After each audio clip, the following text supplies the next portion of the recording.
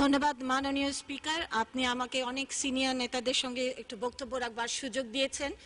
মুক্তিযুদ্ধের সময়কার একটি গানের কথা মনে পড়ছে, আমরা তোমার শান্তিপ্রিয় শান্ত ছেলে, কিন্তু শত্রু এলে অস্ত্র হাতে ধরতে জানি, মাগো তোমার ভয় নেই মা, আমরা প্রতিবাদ করতে জানি, তোমার মাটির একটি কণাও ছাড়ব না। মাননীয় স্পিকার, এই মহান সংসদে তরুণ প্রজন্মের কণ্ঠস্বর হিসেবে কথা বলবার জন্য দাঁড়িয়েছি। আমাদের দেশ স্বাধীন সার্বভৌম। বিরোধী দলীয় নেত্রী যা করেছেন তা তরুণ প্রজন্মের কাছে, বাংলাদেশের প্রতিটি স্বাধীন নাগরিকের কাছে তার ক্ষমা চাইতে হবে। কারণ তিনি সরাসরি এই দেশে বিদেশি হস্তক্ষেপ কামনা করেছেন। একজন বিরোধী দলীয় নেত্রীর কি কোনো দায় নেই? সব দায় কি শুধুমাত্র প্রধানমন্ত্রীর? তিনিও তো প্রধানমন্ত্রী ছিলেন। তিনি আমাদের মুক্তিযুদ্ধকে আত্মনিয়ন্ত্রণের ক্ষমতা বলেছেন। মুক্তিযুদ্ধকে যে মুক্তিযুদ্ধ বলে না, মুক্তিযুদ্ধকে যে স্বাধীনতা যুদ্ধ বলে না, তিনিও স্বাধীনতা বিরোধী বলে আমি মনে করি। মাননীয় স্পিকার, তিনি আমাদের গার্মেন্ট সেক্টরে শুল্কমুক্ত যে প্রবেশাধিকার যে আমরা লড়াই করে যাচ্ছি, তিনি সেখানেও হাত দিয়েছেন। তার মানে আমাদের রপ্তানি খাত থেকে যে বৈদেশিক মুদ্রা আয় হয় তার একটি অর্থ যদি কমে যায়, সেই দায়িত্ব বেগম খালেদা জিয়া এবং তার দলকে নিতে হবে। আমাদের বাংলাদেশের যে সন্তানরা বিদেশে পড়াশোনা করে দেশে এসে তারা তাদের শ্রম নিয়োগ করছে, আমাদের যে শ্রমিকরা বিদেশে যাচ্ছে, যদি ভিসা প্রক্রিয়ায় কোনো জটিলতা হয় তার দায়িত্ব বেগম খালেদা জিয়া এবং তার দলকে নিতে হবে। মাননীয় স্পিকার, যে দল বঙ্গবন্ধুর সর্বকনিষ্ঠ শিশু সন্তান রাসেলের হত্যাকারীদের বিচার এবং দায় মুক্তির যে জন্য ইনডেমনিটি আইন পাশ করা হয়েছিল, সেটি বাতিলের দিন সংসদে উপস্থিত না থাকার মতো বিবেক বর্জিত কাজ করে, সেই দলই তো পারে যুদ্ধাপরাধীদের বিচার বন্ধ করবার জন্য এমন ভাবে তৎপর হতে যা নগ্ন এবং ন্যাক্কারজনক। তারা প্রতিটি দূতাবাসে চিঠি হস্তান্তর করেছিলেন কিছুদিন আগে। শুধু সেটিই নয়, দূতাবাসের বিভিন্ন কর্মকর্তাদের নিয়ে বৈঠক করেছেন। পত্রিকায় যখন জিজ্ঞেস করা হয়েছে তখন তাদের এক সিনিয়র নেতা উত্তর দিয়েছেন, ওনারা সকলেই আমার আত্মীয় স্বজন। মাননীয় স্পিকার, তাহলে ওই সিনিয়র নেতা কোন দেশের নাগরিক, কোথায় বসবাস করেন? সকল দূতাবাসের কর্মচারী কর্মকর্তা এবং দূতাবাসে যারা আছেন সকলেই তার আত্মীয় স্বজন হন কি করে, এই প্রশ্নটি রাখছি। পরিবারতন্ত্রের কথা বলেছেন।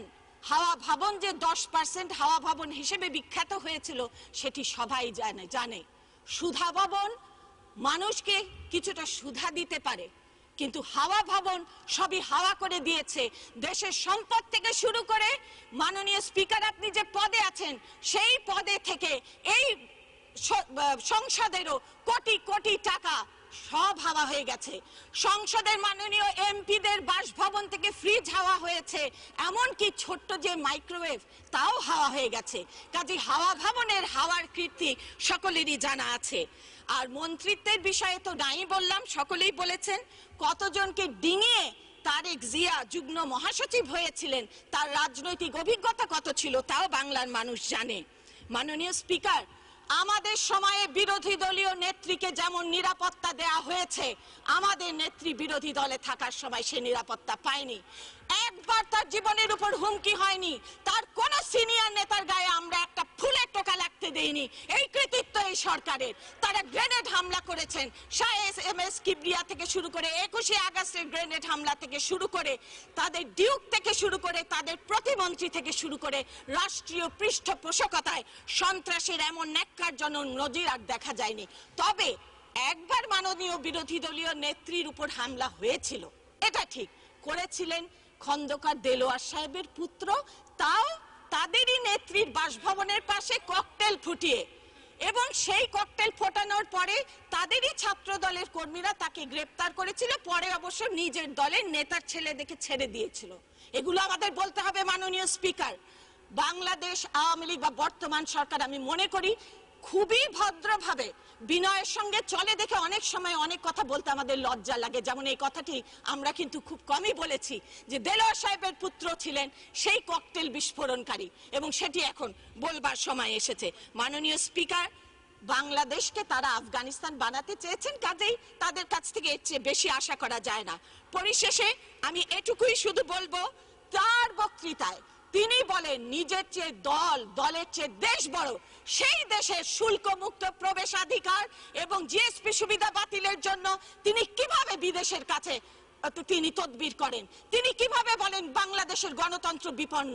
তিনি আমার দেশকে, আমার দেশের মর্যাদাকে, আমাদের দেশের জনগণের মান সম্মানকে ভুলুণ্ঠিত করেছেন।